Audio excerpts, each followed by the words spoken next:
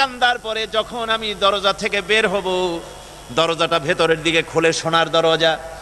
দরজার দিকে যে জায়গায়, দরজায় অনেক আয়াতে কারিমাগুলি উৎকীর্ণ আছে, যেদিকে আমার চোখ প্রথম গিয়া পড়লো, আমি দেখি দরজার উপরে এরকম গোল একটা চক্কর লাগানো, ওখানে লেখা ওয়াকালা রাব্বুকুম উদউনি আস্তাজিব লাকুম। এমন জায়গায় আমার চোখ গিয়া ঠেকলো, আল্লাহ বলছেন ওয়াকালা রাব্বুকুম, তোমাদের রব তোমাদেরে বলছেন উদউনি, আমারে ডাকো, আমি ডাকের সাড়া দেব। আমি আবার কানলাম রব্বুল আলামিন, এতক্ষণ আমি তোমার কথা মতো কেঁদেছি, এবার জবাব দেওয়ার মালিক তুমি।